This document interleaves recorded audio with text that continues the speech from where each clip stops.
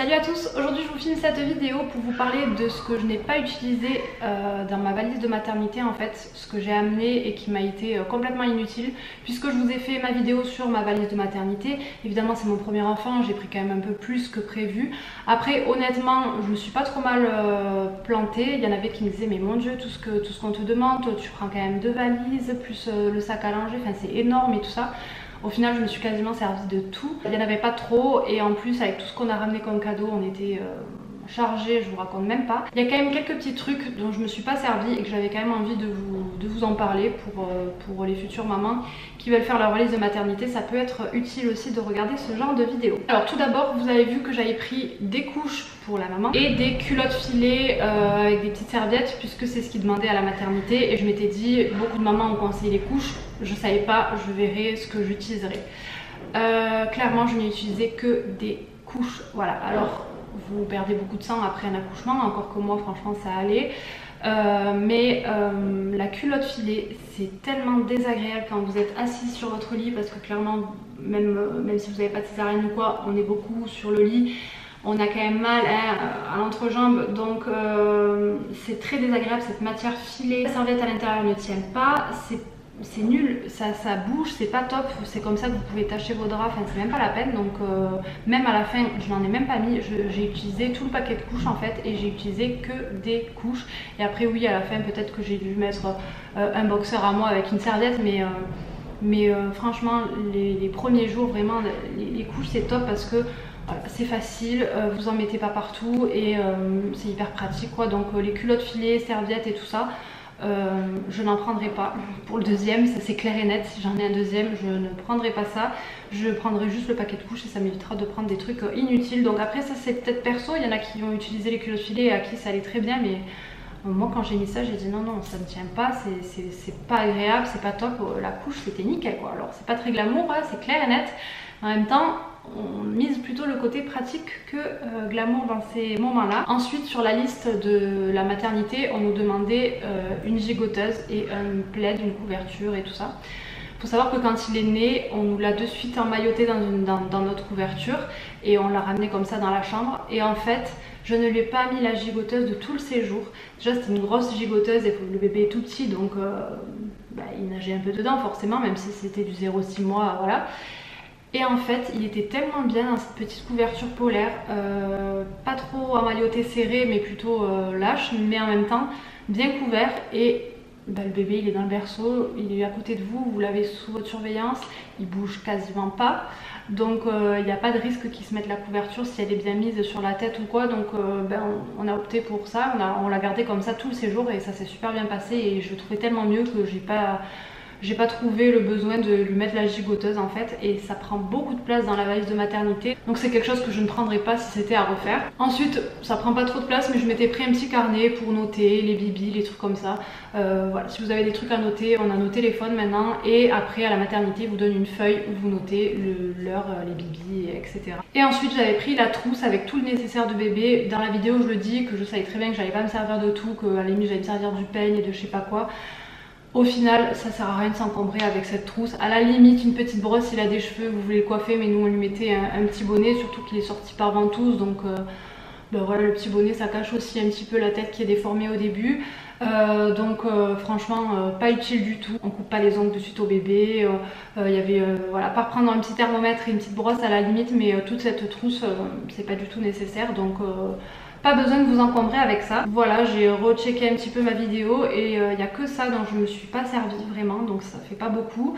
Mais voilà, il y a quand même des petits trucs. Mais c'est pas ça non plus qui m'aurait libéré une valise entière, on est d'accord. Après voilà, ça aurait fait un petit peu plus de place, mais pas non plus, voilà. Au niveau des serviettes de bain, on nous en demandait tout ça, on s'en est beaucoup servi pour nous, pour le bébé, bon voilà. Même si on l'a fait comme bain, après pour le plan à langer, tout ça, le premier caca ça peut vite déborder, enfin bon voilà. Donc non franchement on s'est servi de tout. Au niveau des vêtements aussi j'avais pris du 1 mois et j'avais quand même pris, j'avais 2 petits vêtements en naissance. Alors le naissance lui allait, je crois qu'il a gardé 10 jours, 15 jours maxi. Donc ça va, mais c'est vrai que c'est pas hyper nécessaire, c'est vraiment pour avoir le petit pyjama de naissance. J'en avais pris que 2, enfin j'en avais pris qu'un mois et ma mère en avait pris un, donc voilà. Mais après c'est clair qu'il faut de suite prendre du 1 mois et encore pas des tonnes parce que ça grandit très très vite. Néo en plus a été vite au lait de riz épaissi par rapport au reflux et du coup il a grossi d'un coup, donc toutes les tenues en 3 mois et tout ça, j'en avais plein. Il y en a que je lui ai mis qu'une fois parce que clairement il a grandi très vite.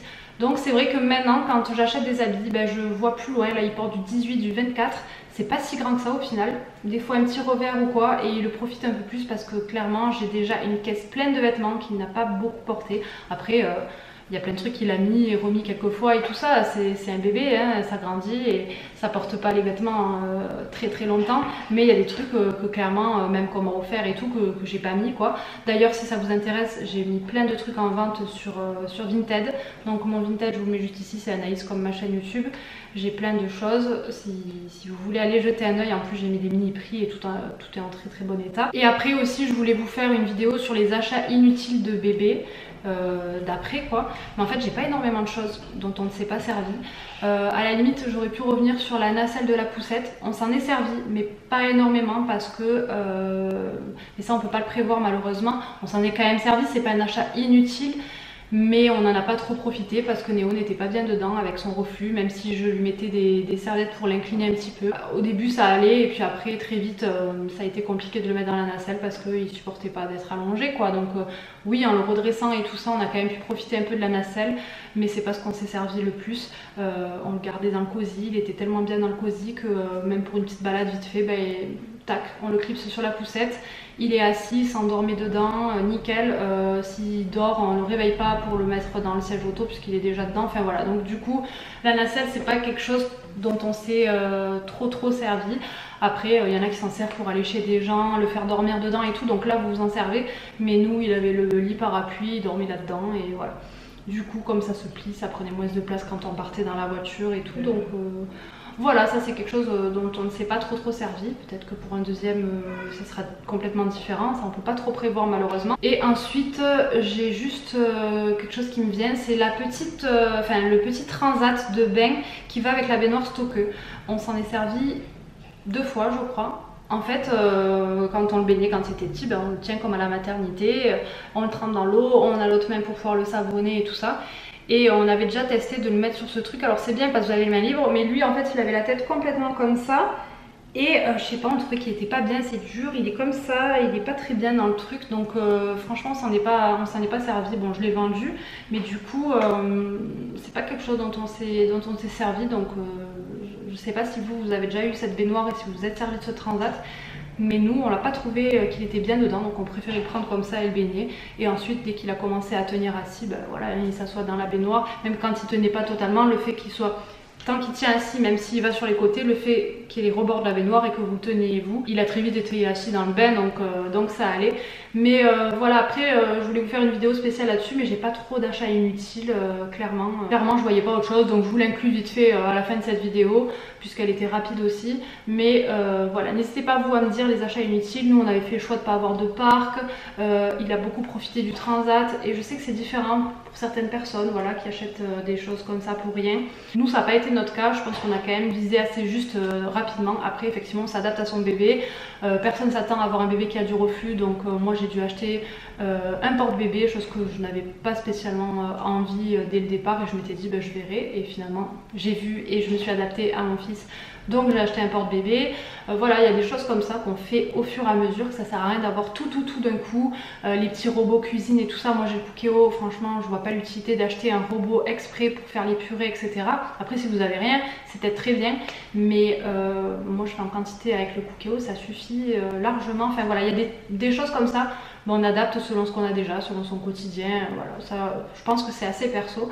Après voilà, moi je vous ai fait un petit récap en ce qui nous concerne. D'ailleurs vous, si vous avez eu des achats inutiles de bébé ou des trucs que vous avez mis dans la valise de maternité pour rien, n'hésitez pas à me le dire, ça peut m'aider pour un futur bébé, même si c'est pas dans nos projets proches. Je sais que c'est toujours intéressant d'échanger sur ce sujet. Donc j'espère que cette vidéo vous aura plu et je vous dis à très bientôt dans une prochaine vidéo. Ciao!